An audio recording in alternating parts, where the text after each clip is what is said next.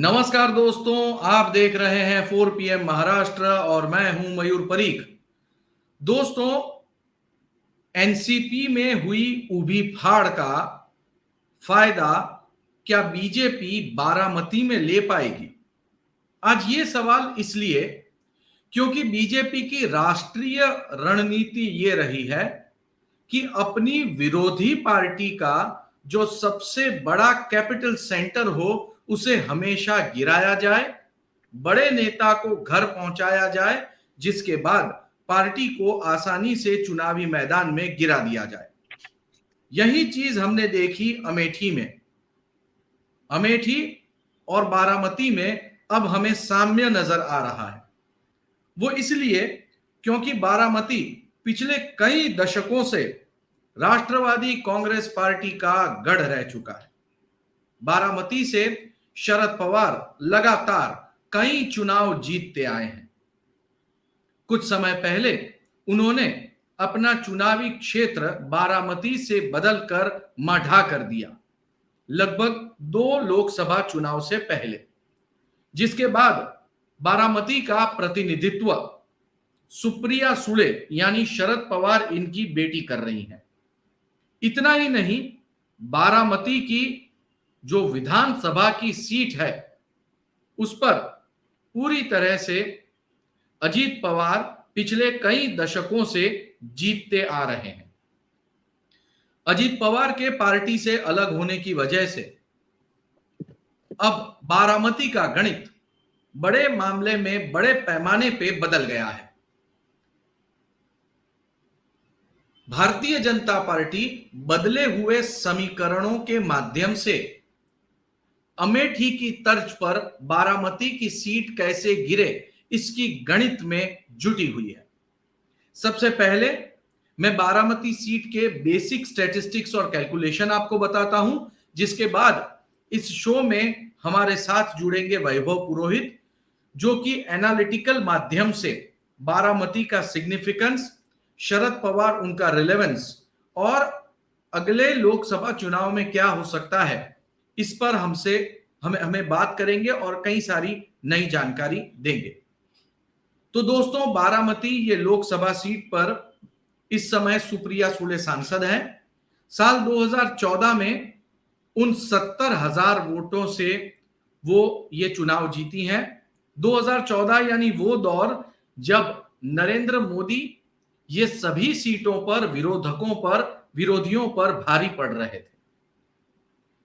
ऐसे में भी बारामती से सुप्रिया सुळे को अच्छी खासी लीड मिली। साल 2019 आते आते प्रधानमंत्री नरेंद्र मोदी का करिश्मा बारामती में कम हुआ। उसका रिजल्ट ये रहा कि 155,000 वोटों से सुप्रिया सुळे इस सीट पर जीत गई। दरअसल बारामती इस सीट पर कुल मिलाकर 5 जितनी विधानसभा सीटें हैं: पुरंदर, दौंड, भोर, खड़कवासला, इंदापुर और बारामती। इंदापुर और बारामती ये राष्ट्रवादी कांग्रेस पार्टी के लिए बहुत ही इंपॉर्टेंट विधानसभा की सीट्स हैं, क्योंकि बारामती ये जो सीट है वहां से सुप्रिया सुळे को चुनाव में लगभग 1 लाख से ऊपर, मतलब 1.25 लाख जितने वोट का फायदा पहुंचा था, और इंदापुर से लगभग 75,000 जितना। इंदापुर के जो एनसीपी पार्टी के सबसे बड़े नेता हुआ करते थे, हर्षवर्धन पाटिल, वो अब बीजेपी में जा चुके हैं। यानी कि इस विधानसभा सीट पे सेंध पहले ही लग चुकी है और अब बारी है बारामती की, जहां से अजीत पवार ने अपना पाला बदल दिया है। तो इन सारी परिस्थितियों में ठीक अमेठी की तर्ज पर क्या बारामती की सीट भी गिर सकती है? जैसे सोनिया गांधी के सुपुत्र यानी कि राहुल गांधी को सक्सेसफुली घर पे भेजने का कार्यक्रम बीजेपी ने साल दर साल, दशक दर दशक की मेहनत से आखिरकार हासिल कर लिया। ठीक उसी तरह से साल दर साल, दशक दर दशक भाजपा की जो रणनीति बारामती की सीट पर चल रही है, अब की बार शरद पवार की बेटी सुप्रिया सुले को भी वो घर पे भेजेंगे? आखिर क्या होगा बारामती पर? अब हम डिटेल में बातचीत करते हैं वैभव पुरोहित के साथ। वैभव, 4 PM महाराष्ट्र में आपका स्वागत है। वैभव बहुत सारी कंपनियों के साथ एनालिसिस करते हैं, कई सारी एजेंसीज जिनके रिपोर्ट्स जो हैं हम टेलीविजन पर अक्सर देखते हैं, एग्जिट पोल और ओपिनियन पोल के माध्यम से। उसमें वैभव पुरोहित जी कई संस्थाओं के साथ जुड़े हुए हैं, अपने इनपुट्स देते हैं। आज हम बात करेंगे बारामती पर। वैभव, क्या बारामती के मामले में आपके पास कोई ऐसे आंकड़े हैं जो इस पूरे विषय के ऊपर थोड़ा प्रकाश डाल सके? बिल्कुल है आज हमारे पास, लेकिन मैं ये बताना चाहता हूं कि बारामती इम्पोर्टेंट क्यों है, स्ट्रेटेजिकली एनसीपी के लिए क्यों इम्पोर्टेंट है, ये हमें समझना पड़ेगा। पहली बात तो यहाँ पर शरद पवार का ये गढ़ माना जाता है। बारामती से इनकी सारी राजनीति जो है वो बारामती से आती है। अब अपन उस पार्ट को आगे जाते मैं डेटा में जाना चाहता हूँ। देखिए, 2019 की अगर हम बात करें तो 2019 में बारामती लोकसभा में 21,09,270 वो मतदाता थे।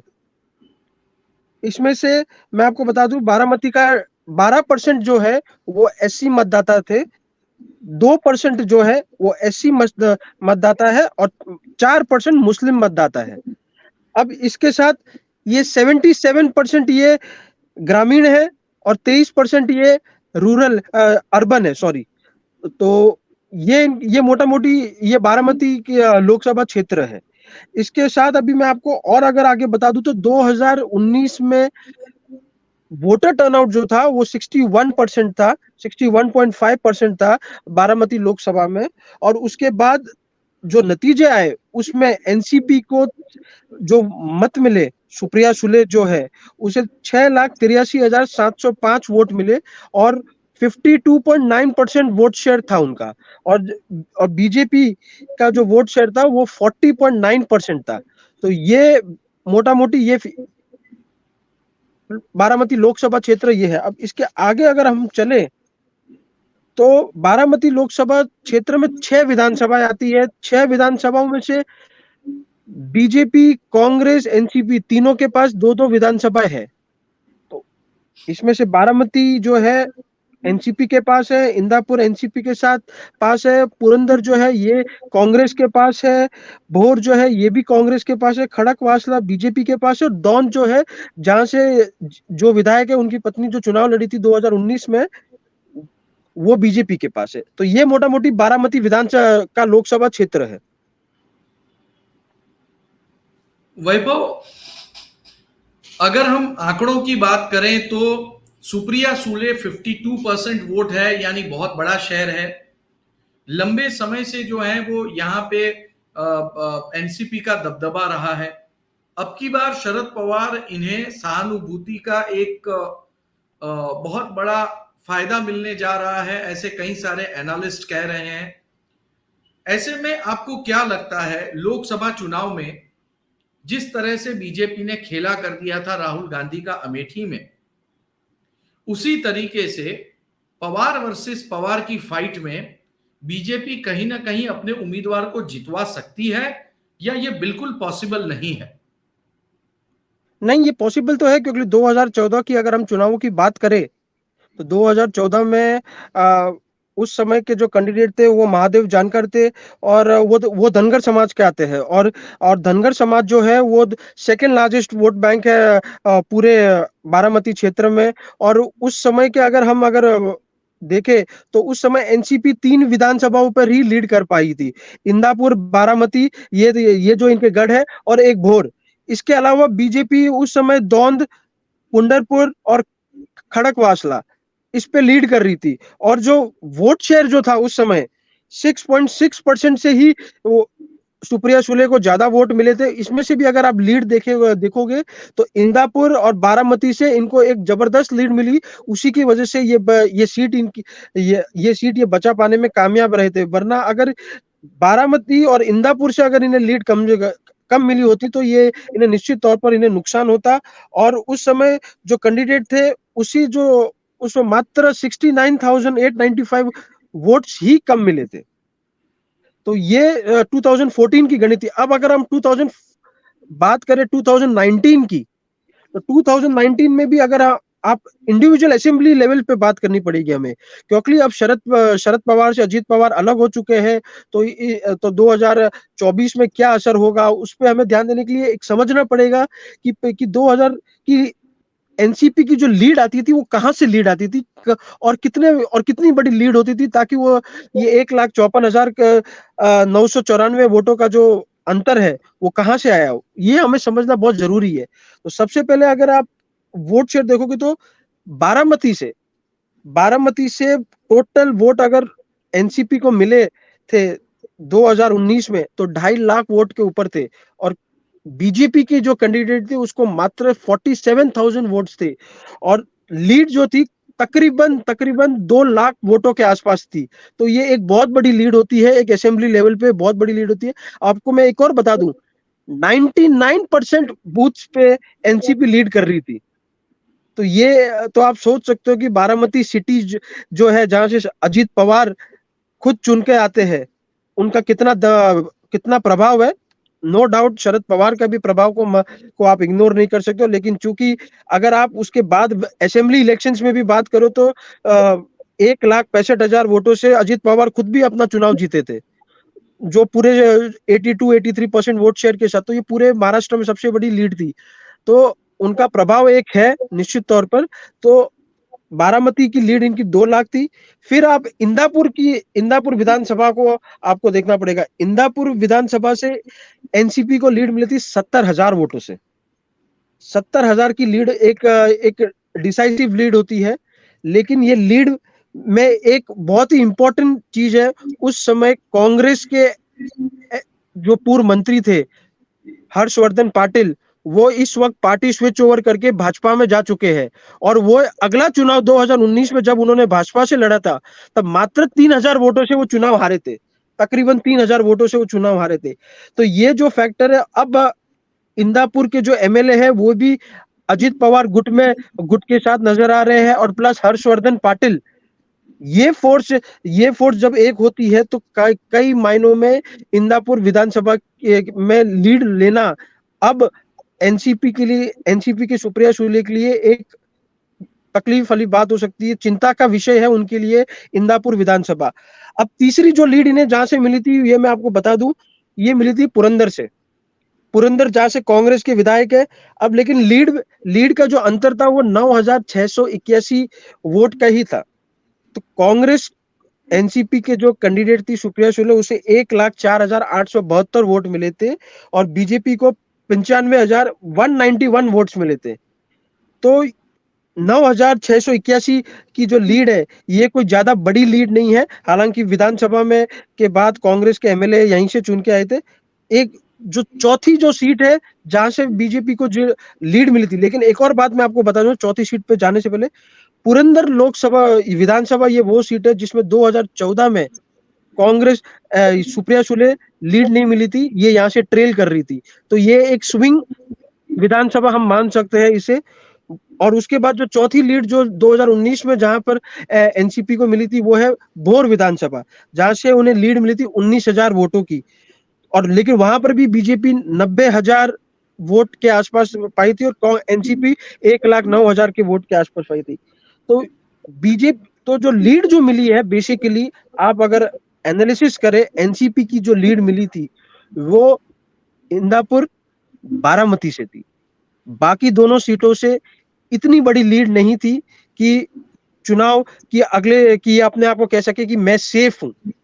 ये वोट स्विंग भी हो सकता है, क्योंकि ये अब अगर हम भोर विधानसभा में बात करें तो अजीत पवार का भी कुछ प्रभाव है। तो निश्चित तौर पर यहाँ पर फर्क पड़ेगा।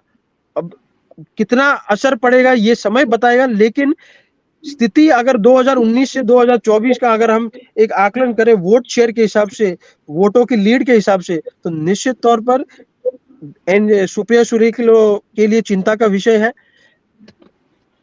मुझे ये बताइए वैभव, ये तो बात हुई स्टैटिस्टिक्स की, गणित की, लेकिन लोग जो वोटिंग करते हैं वो उनकी समझ के हिसाब से, उनके इमोशंस के हिसाब से वोट करते हैं।